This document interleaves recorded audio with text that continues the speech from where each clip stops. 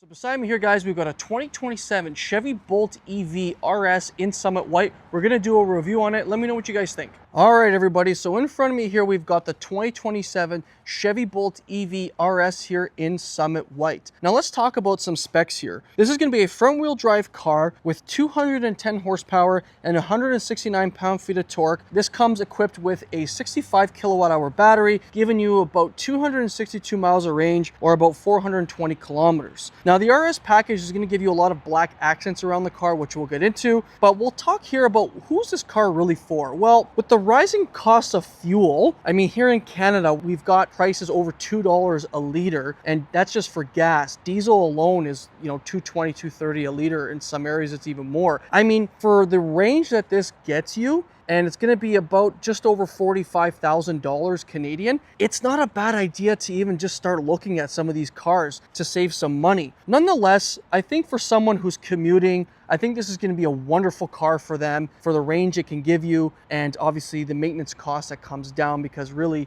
you just have tires and brakes, I would say, to replace. But let's take a look here at the front. We'll start here with the headlights. So you're going to get these LED daytime running lights with LED lights.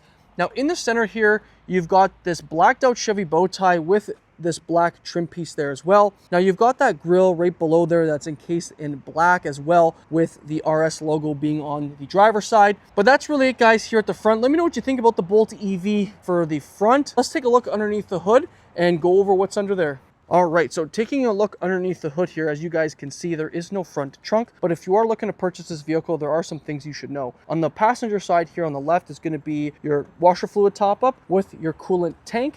And then over here is going to be your brake fluid reservoir with your 12-volt battery and then your fuse box. Now, I'm not an engineer by any means, so I'm not going to go over what this is, but I do believe it is your computer. But let me know what you guys think as to why there is no front trunk here.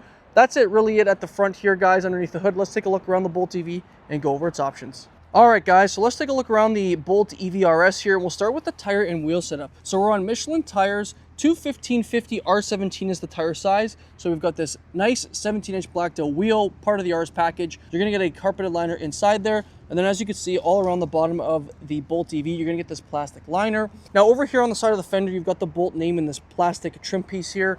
You're going to get blacked out mirror caps here as well.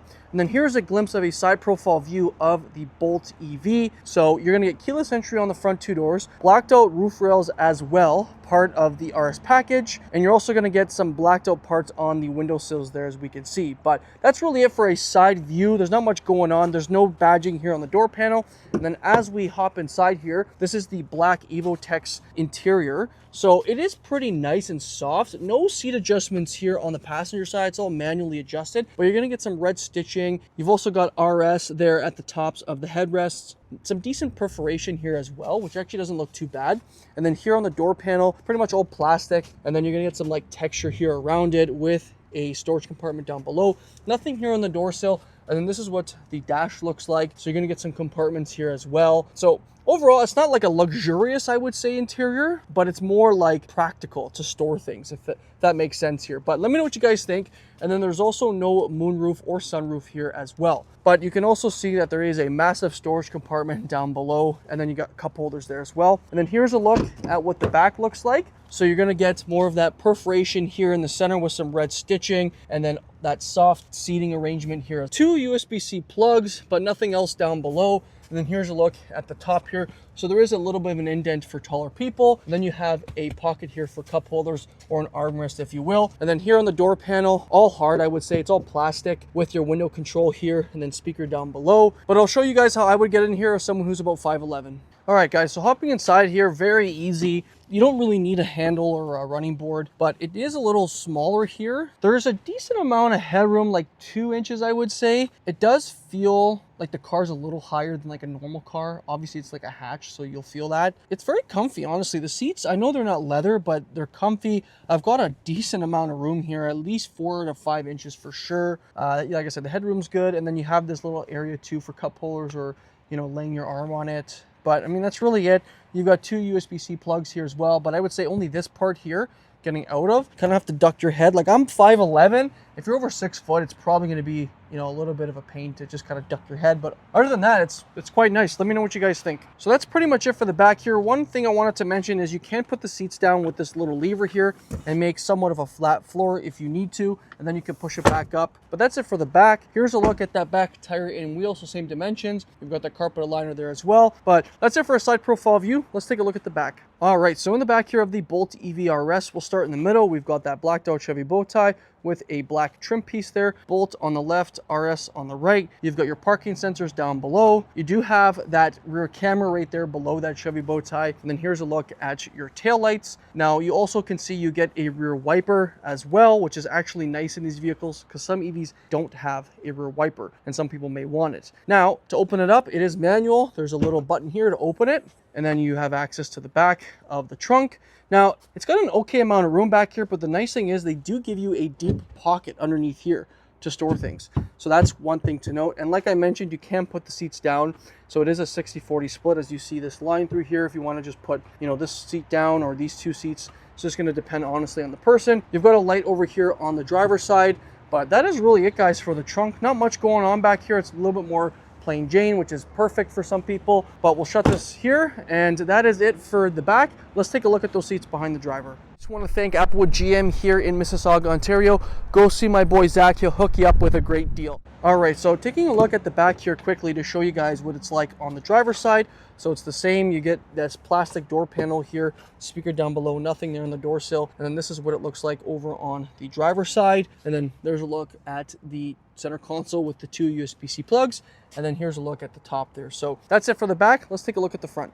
All right, so before we hop in here, I'll show you guys where the charge port is. So here's the charge port here, and it's basically a Tesla style plug, I would say. Now, when it comes to charging, if you are at a Tesla supercharger station, getting from 10 to 80% is gonna only take you about 25 minutes, which is pretty good. So you can plug in at a DC fast charge. Now you can get an upgrade from GM, which I'll show you guys on the window sticker here. It's the public charging package, and it gives you the two adapters there for about $410 Canadian. So it is an option now to get it, but at least you are able to plug in at a Tesla charger if needed. Now taking a look inside here on the driver's side, we'll start with the door panel. It's all plastic here at the top, but you get a little bit of kind of softer material here.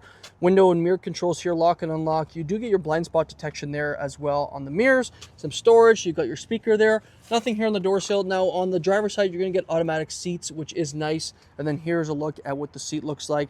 So you're gonna get more of that red stitching and then some perforation. Now over here on the left side of the steering wheel, you've got your parking brake, lane keeping assist, your heated steering wheel, you've got your light dimmer switch, and it is a telescopic steering wheel that is manually adjusted with this lever here. So that's it before we hop in. Let's take a look at the inside. So we are inside the Bolt EV RS. We'll start with the steering wheel. It's a leather wrapped steering wheel here. On the left side is going to be your cruise control buttons with your forward collision alert. And then on the left side here is going to control your voice command, call hang up, call pickup. You've got over here the toggle for your radio. Now the screen really doesn't change much, I would say, but it gives you pretty much everything you'd want, like your mileage. You know, it tells you when the car is on, when it says ready there, and it only has 13 miles on this vehicle, plus the date and time, so it's Friday, May 8th. But overall, I would say it's a little bit more simple. Now behind the steering wheel on the left side is going to be for your wipers, and then this is going to be your transmission select. Over here, you don't get a heads-up display, but you do get this little indication that pops up for your forward collision alert, which is standard on the RS. And then up here, it is a hard touch plastic, but you've got speakers here on both A-pillars. Now, like I mentioned to you guys before, the interior is, I would say, built more for storage. So you've got storage compartments here on the passenger side. You have this really nice storage compartment here to like put your phones or pens or whatever. So that is quite nice. You've got two vents for the passenger and then three here on the driver's side. So you got two here and one here. And then here we'll get into the screen. So the screen works really well. Unfortunately, you don't get Apple CarPlay and Android Auto anymore in the GM electric vehicles. And they are phasing that into the gas ones. You've got your Google Assistant and your Play Store there. You can control your climate via the screen, or you can do it quickly down here. It doesn't have dual zone climate, unfortunately, but you do get heated and ventilated seats on both sides, which is quite nice. And then it's very easy to scroll through. It's very intuitive, very responsive. You can actually have different screens on here too. So if you hit this, you can have your maps or your audio. It just depends on the content you want on the screen. It does have different drive modes here. So you got normal, sport, snow, ice, and my mode. Now, a couple things also to note. To turn on your lights if you need to for some reason, there's this light button here. This is for your exterior lights. You don't get any light switches here, which I kind of wish they just gave you a button for that. I don't like that you have to go into the screen. This is going to be your controls button here too.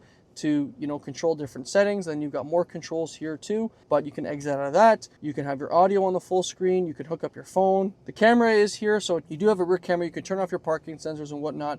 Now, the nice thing is here is you actually can control your driving for your regenerative braking. So you can have it on normal, and then if you go to set level, you can have it off and on high. So that is one cool thing in this vehicle, is if you don't want it on to be, if you don't want it on, you don't have to have it on. If you want it to be a little bit less aggressive, go on normal, or if you want to have it more aggressive, you can do that. So that is cool. I like the fact that they've given you that option. You've got ambient lighting in here too, which is cool that you can control in this vehicle. You can control the climate in here if you wish, or like I mentioned, you have the buttons down below. But that's really it for the screen. You've got your volume button here, and then you can turn off the screen too. So it fits nicely into the dash there, and it doesn't take up, I would say, a ton of space. And like I mentioned to you guys, you have this really nice deep storage compartment here, so you can store things. Then you have more storage down below too. You've got your cup holders here, and then if we carry into the center here, you have the center console here, and it is pretty deep to store things if needed. Now this one does not have a rear camera mirror, as you can see, but you have your OnStar and your light controls with your sun visors, and then you have microphones at the top too. So that's really it, guys, for the interior. I mean, it is comfy. I would say this would be a great commuter car. Obviously, it being electric and, you know, 262 miles of range, about 420 kilometers. You know, with the gas prices rising, I don't see this being a terrible option for people, especially if they commute. And the fact that you can plug in at a Tesla charger is pretty cool. So let me know what you guys think about the interior. Let's go outside, give you guys my final thoughts. Let's talk price. All right, guys, so let's talk price. 2027 Chevy Bolt EV RS here is priced at $46,713 Canadian. Let me know what you guys think about the 2027 Chevy Bolt EV in the comments. I mean, honestly, with the rising cost of fuel, especially here in Canada, I mean, we're at $1.90 for fuel here, and diesel is even, you know, over $2 a liter, like $2.20, $2.30 at this moment. This is not a bad car to kind of boot around in, especially as a commuter car. Let me know what you guys think about in the comments. That'll conclude this review, and we'll see you in the next one. Cheers.